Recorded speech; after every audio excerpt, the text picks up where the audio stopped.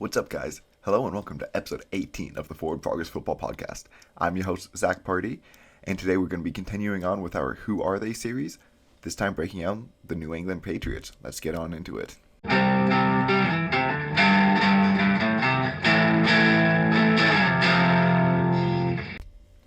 Alright, so before we get started, I just wanted to thank you all because last episode was by far my most engaged with yet, and I want to keep that up. If you're listening or if you're watching this right now on YouTube, leave a like, leave a comment. That will help push it into the algorithm and get it out to other fans. And if you're listening to it on a podcast platform, just leave a little 5-star review and tell your friends about it. So in today's episode, as I said, we're going to be breaking down the New England Patriots.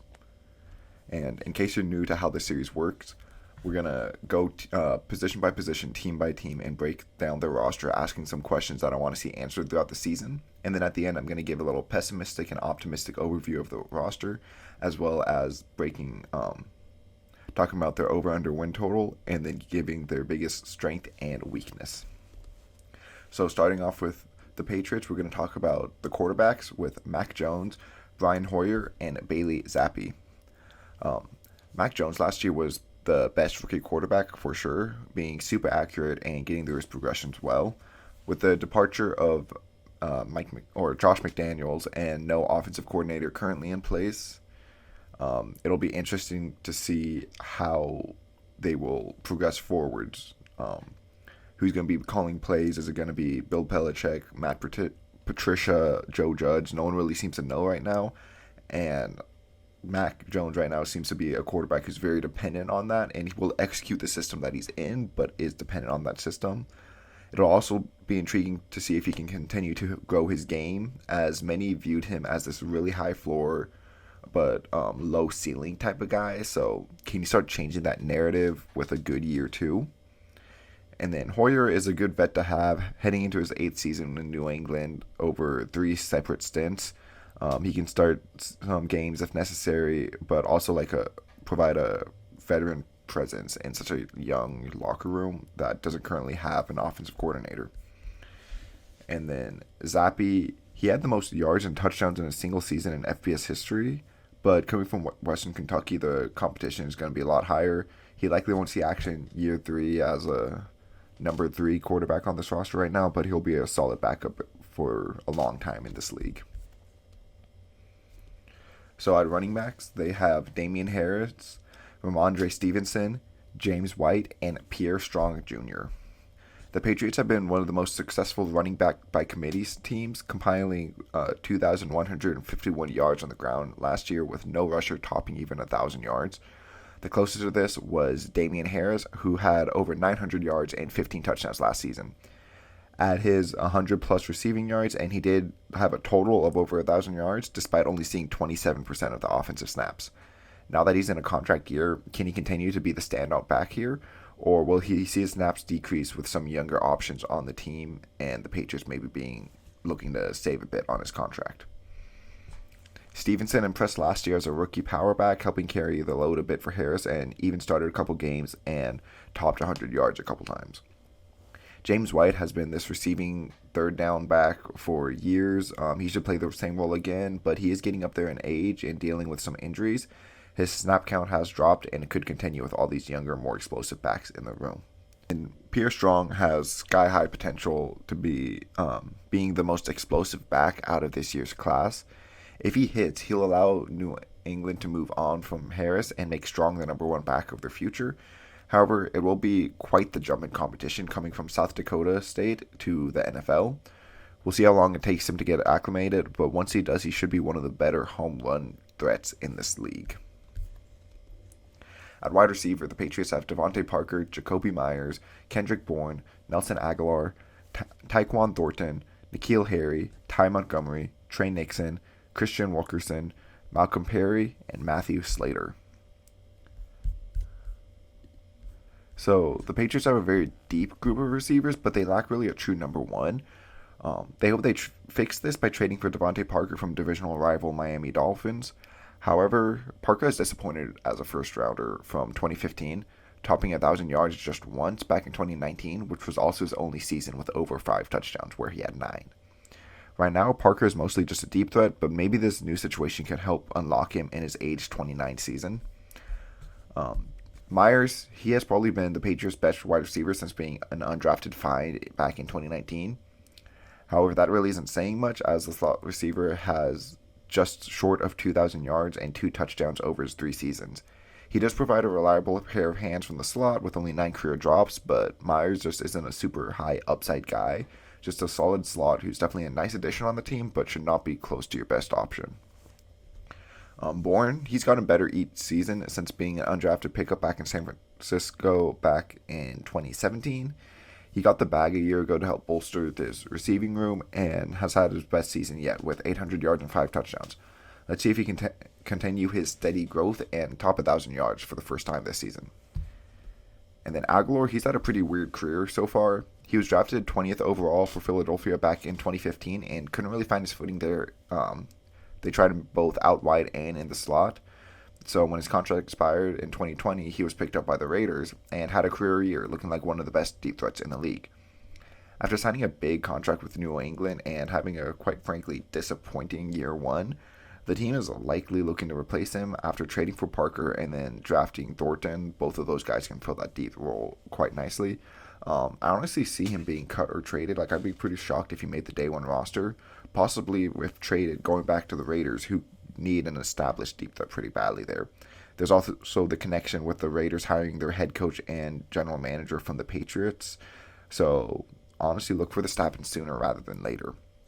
And then, as just mentioned, Thornton was drafted to be a true deep threat for this team. With blazing 4.28 speed, the Patriots hope that he can take the top off defenses sooner rather than later. He isn't the most polished guy and may never be more than a big play threat, but that's a really important piece for any offense to have.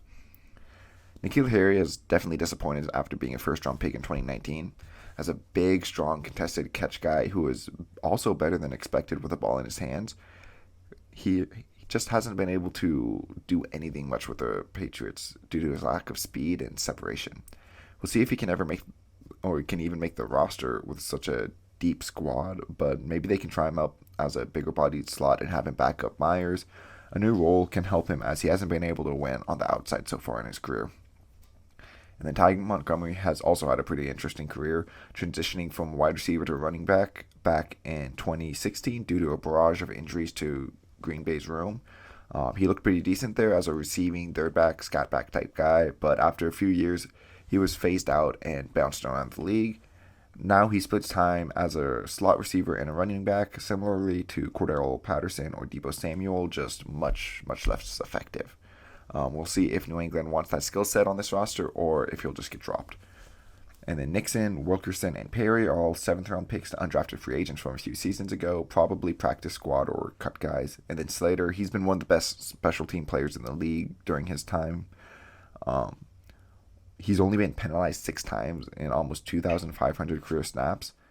And he's going to make it the roster just strictly for that. Like, he's not really a receiver. He's just listed as that. He's had 1 catch in a 14-year career. So, yeah. For tight ends, they have Hunter Henry, Jonnu Smith, Devin Asiasi, and Dalton Keene. So when the Patriots signed Jonnu Smith and Hunter Henry to large contracts last season, many assumed that they were going to go back to the days of heavy 12 personnel where the offense lines up 1 running back, 2 tight ends, and 2 wide receivers. However, only 5 teams ran less 12 personnel than the Patriots did last season. Hunter Henry, who was signed second, was the team's primary tight end, having a pretty solid season with 600 yards and 9 touchdowns, but Jonnu Smith definitely seemed like a forgotten piece of this offense. After steadily improving in Tennessee, he signed a huge contract with the Patriots, only to finish with under 300 yards and 1 touchdown. I wonder if there was some sort of like injury or other situation that changed the way this offense wanted to utilize their tight ends. We'll see if he can get on the field more in year 2. And Asiasi and Keene were both drafted in the 3rd round of the 2020 draft, but so far have done little, extremely little for the team. We'll see if either of them get more playing time this year. So for the offensive line right now, it projects to be Isaiah Wynn, Cole Strange, David Andrews, Michael Onwenu, and Trent Brown going from left to right, with Justin Herron, Yandi Kajust, Andrew Stuber, and Yasir Durant being backup tackles, Drew Deslares, Will Sherman, Chasen Hines being backup guards, and James Ferentz, Cody Russi being backup centers. So Isaiah Wynn has been solid since being a first-round pick out of Georgia a few years ago, but has struggled with injuries. Playing on his fifth-year option, can he stay healthy and earn a second contract here? And then Haran, he started a few games due to injury last year, and the former sixth-round pick wasn't completely lost out there, but should just be a depth piece swing tackle again this year.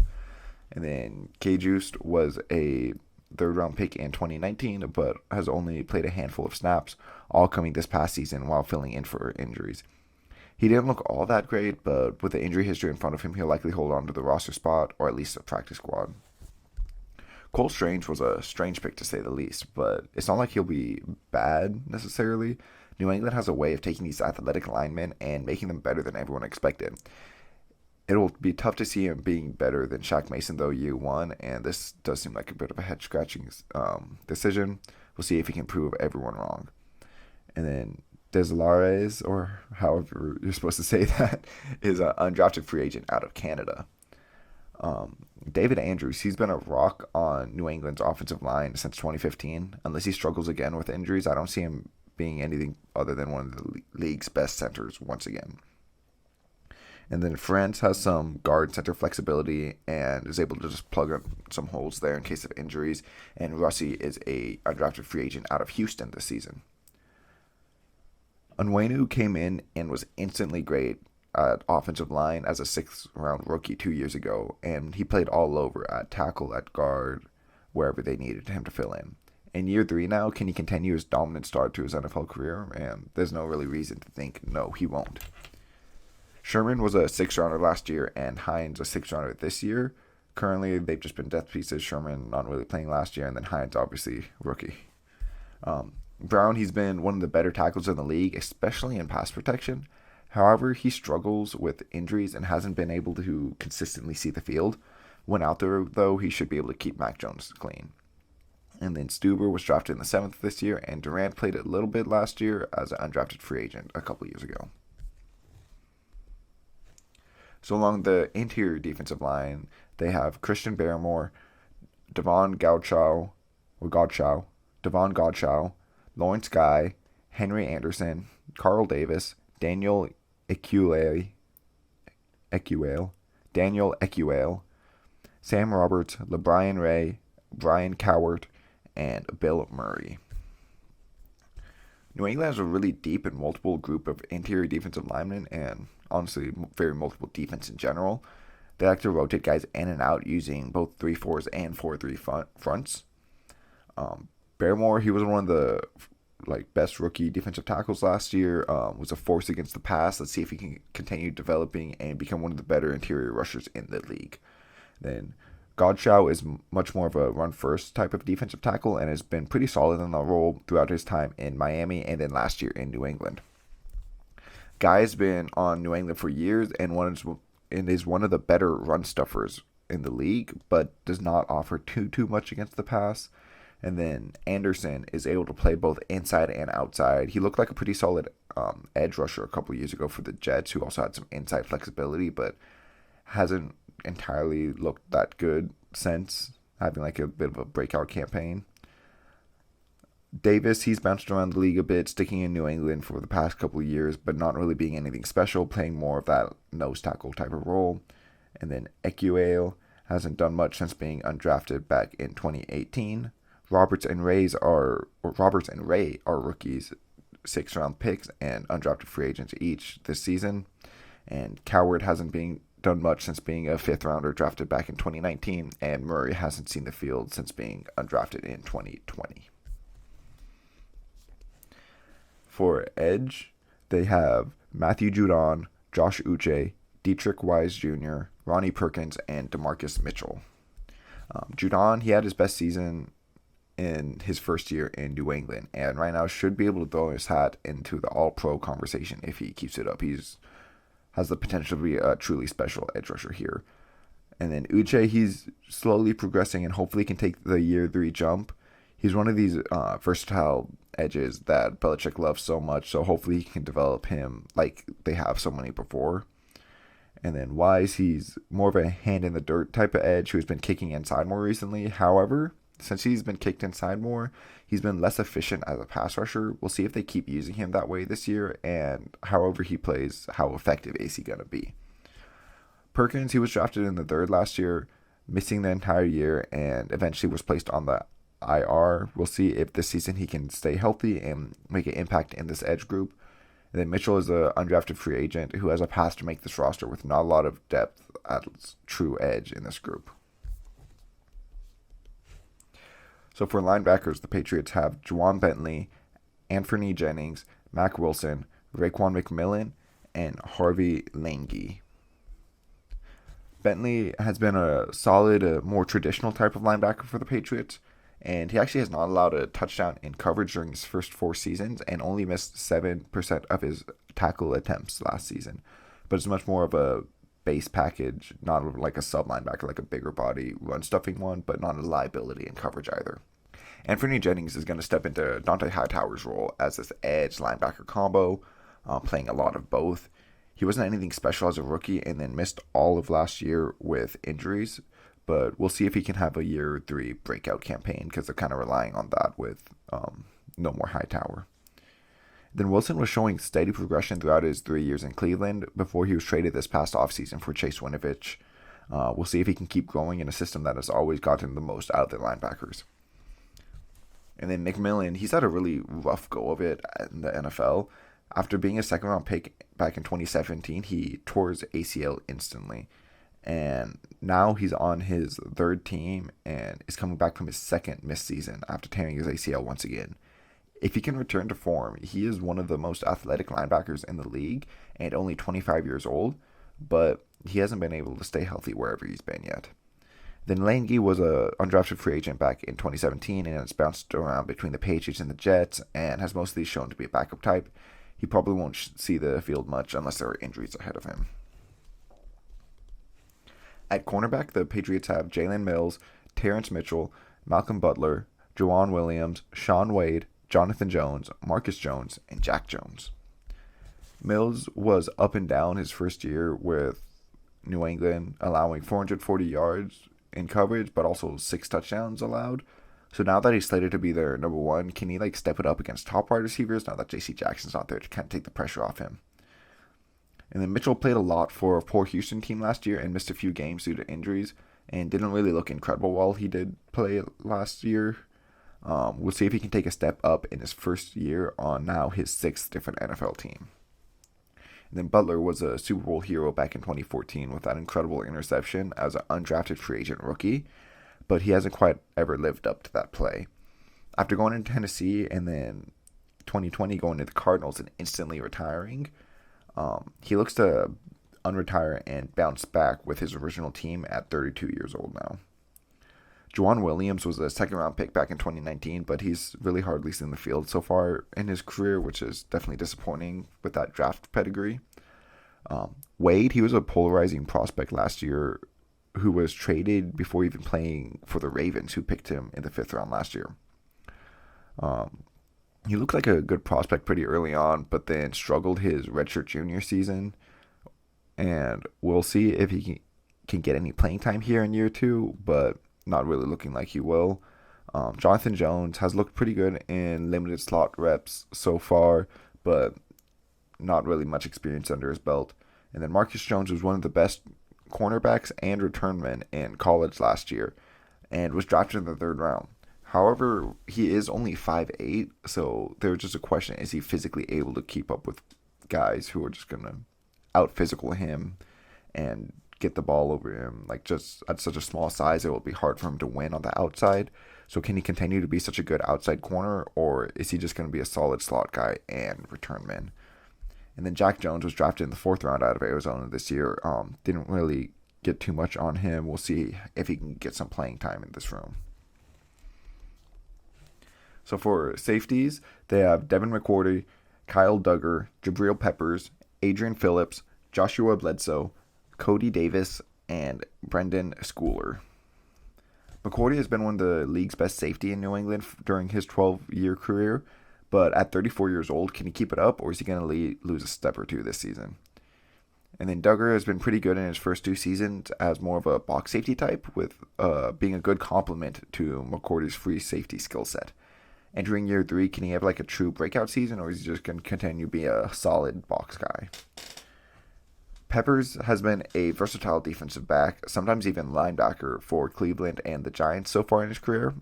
Now playing for one of the most creative defensive minds, how will he be deployed in Belichick's system?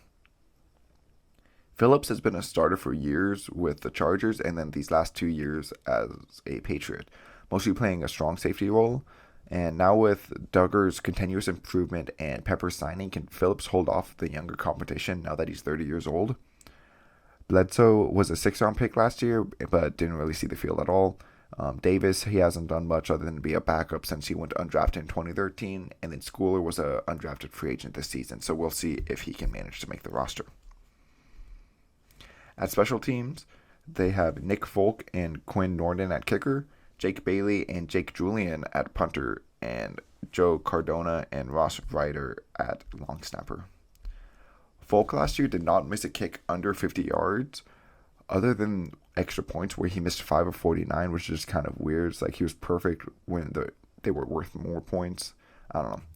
But unless he's injured again, he should hold on to the starting job, but they did bring in Norden, who was an undrafted free agent last year.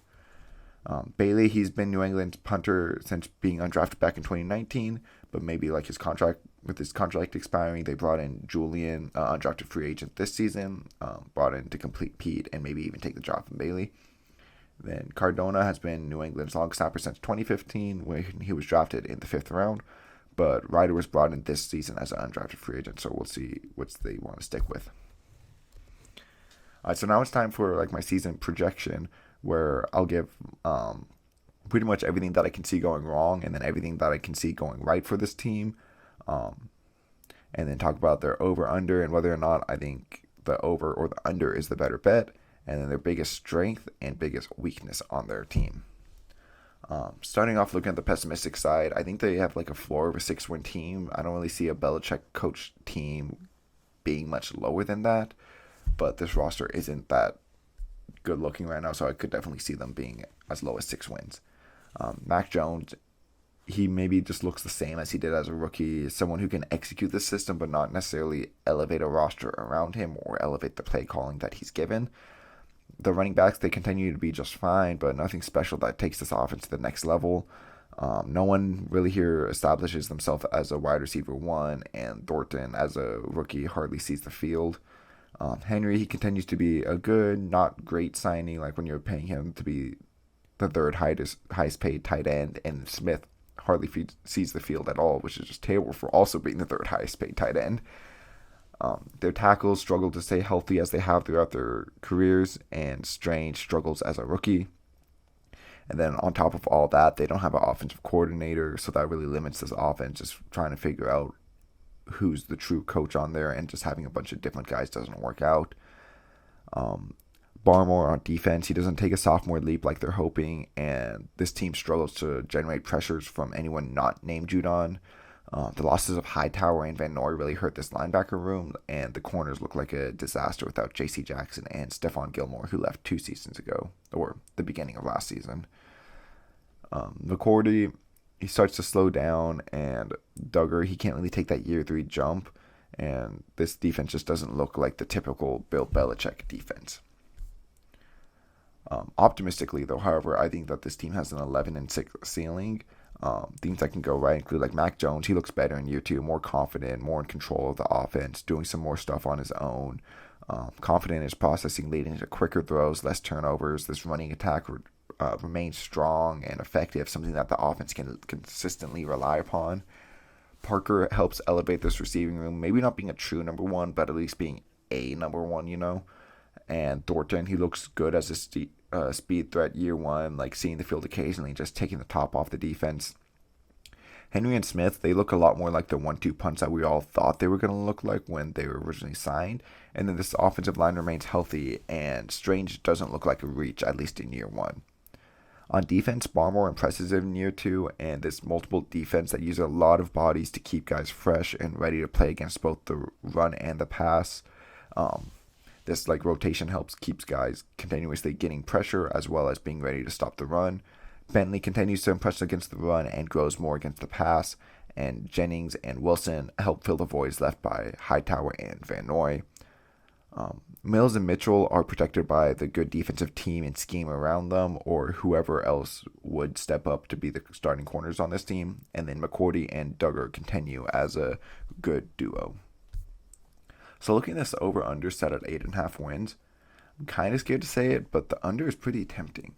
The Patriots play the AFC North this season, which is always tough, especially considering when the Browns added Watson, as well as the Cardinals, Colts, and Raiders as their kind of wild card teams that they face every year. Pair that with playing each team in their own division twice, which looks pretty nasty right now with how Buffalo might be the best team in the league. Miami's gotten a lot better. New York Jets probably gotten a lot better too, as well as the Packers with the rest of the not as scary NFC North. The Patriots have a real shot of having their first losing season in quite a while. However, their biggest strength has to be Belichick. This roster doesn't look incredible, with no true superstars other than Judon and McCourty, arguably. However, the Patriots have been able to get the most out of role players for years. So, if anything, if this roster is able to make noise and make the playoffs and get the over, frankly, this is just Belichick working his magic once again. And can he do it? That's been their biggest strength for years, and can continue to be it. For their biggest weakness, I put as cornerbacks. Right now, Jalen Mills and Terrence Mitchell are probably going to be the starter, and that isn't currently scaring anyone.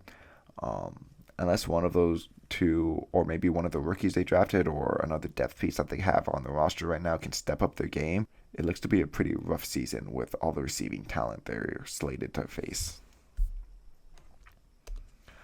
Alright, guys, thank you for sticking around. If you haven't yet, leave a like, comment, subscribe on YouTube. If you're on Apple or Spotify or wherever you're listening to this, leave a little 5-star review. And I'll get another episode out in a couple days. I'll see you guys then.